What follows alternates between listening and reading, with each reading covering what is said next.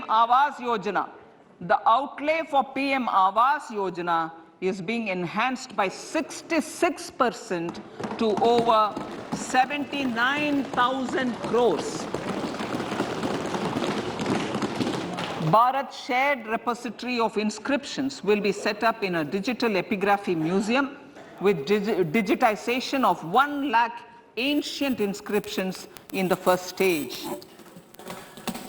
Support for poor prisoners. For poor persons who are in prisons and unable to afford the penalty or the bail amount, required financial support will be provided. Priority number 3, infrastructure and investment.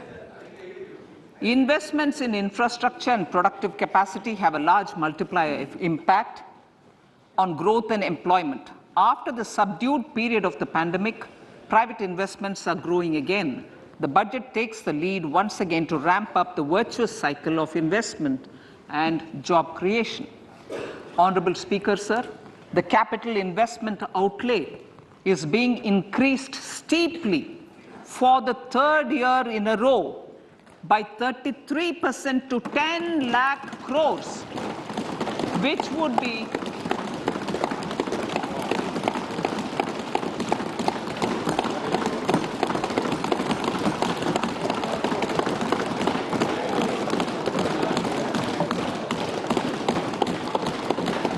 which would be 3.3% of GDP. This will almost be 3 times the outlay made in 2019-20.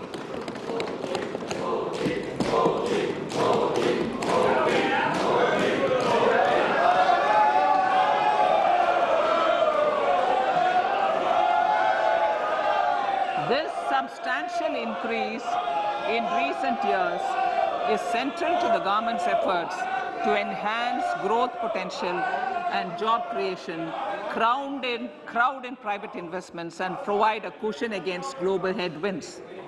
The direct capital investment by the center is complemented by the provision made for creation of capital assets through grants and aids to state. The effective capital expenditure of the center is budgeted at 13.7 lakh crore rupees, which will be 4.5% of GDP. Support to state governments for capital investment. I have decided to continue the 50-year interest-free loan to state governments for 1 more year to spur investment in infrastructure and to incentivize them for complementary policies actions with a significantly enhanced outlay of 1.3 lakh crores. The newly established Infrastructure Finance Secretariat will assist all stakeholders for more private investment in infrastructure, including railways, roads, urban infrastructure, and power, which are predominantly depend on public resources. The harmonized master list of infrastructure will be reviewed by an expert committee for recommending the classification and financing framework suitable for Amartkal. A capital outlay, I'm talking about railways now, sir, Honorable Speaker, railways. A capital outlay of 2.40 lakh crores has been provided for the railways. This is the highest ever outlay this highest ever outlay is about 9 times the outlay made in 2013-14. 100 critical transport infrastructure projects for last and first mile connectivity for ports, coal, steel, fertilizer, and food grain sectors have been identified. They will be taken up on priority with investment of 75,000 crores, including 15,000 crore from private sources. 50 additional airports, heliports, water aerodromes, and advanced landing grounds will be revived for improving regional air connectivity.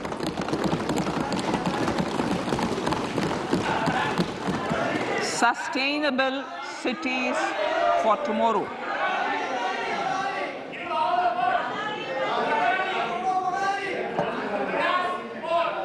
States and cities will be encouraged to undertake urban planning reforms and actions to transform our cities into sustainable cities of tomorrow.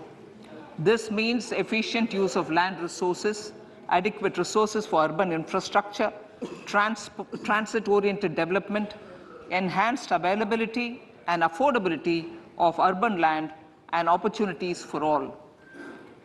Through property tax governance reforms and ring-fencing user charges on urban infrastructure, cities will be incentivized to improve their creditworthiness for municipal bonds.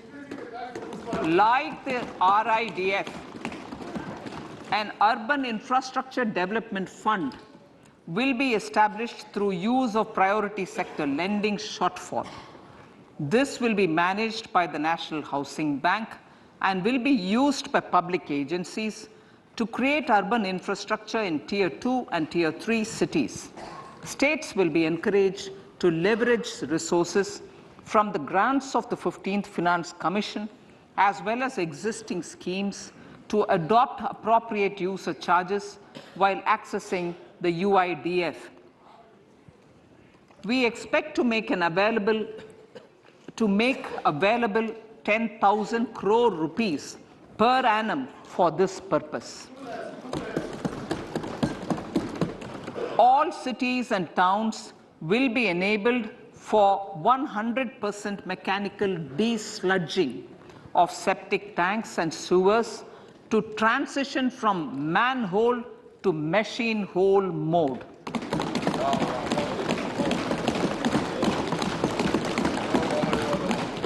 Enhanced focus will be provided for scientific management of dry and wet waste.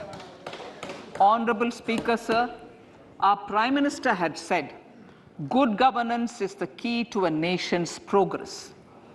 Our government is committed to providing a transparent and accountable administration which works for the betterment and welfare of common citizens. Mission Karma Yogi. Under Mission Karma Yogi, center, states and the union territories are making and implementing capacity building plans for civil servants.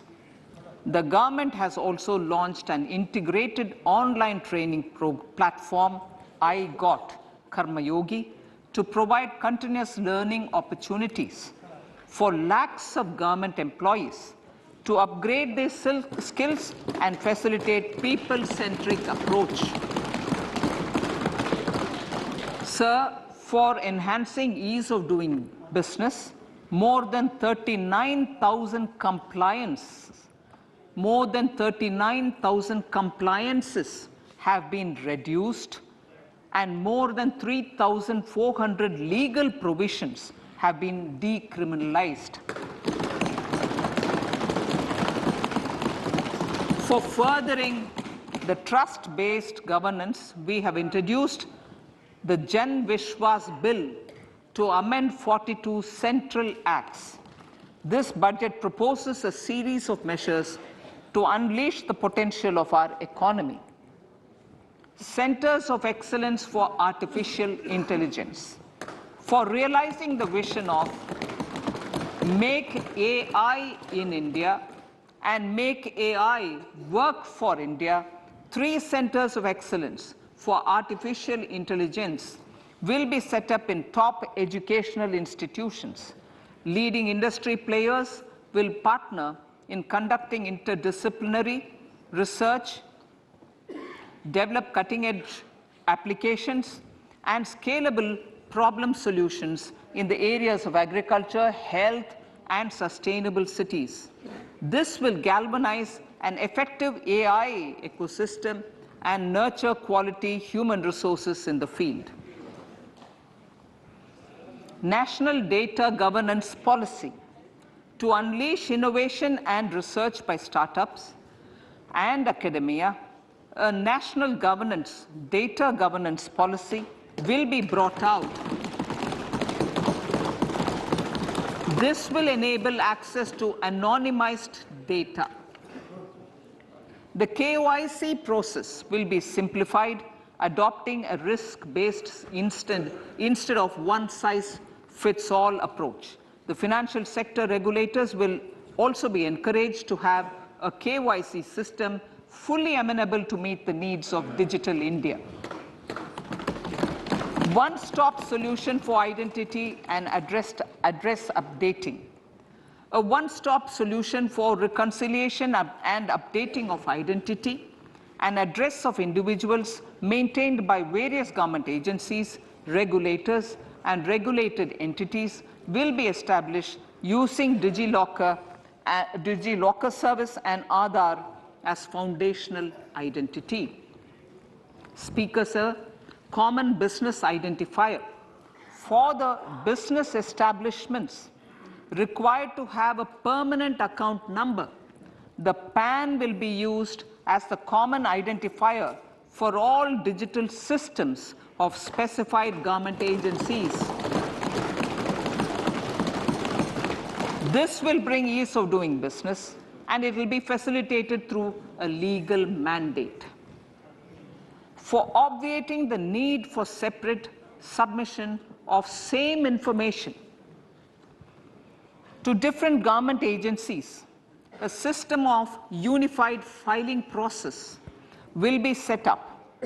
Such filing of information or return in simplified forms on a common portal will be shared with other agencies as per the filer's choice.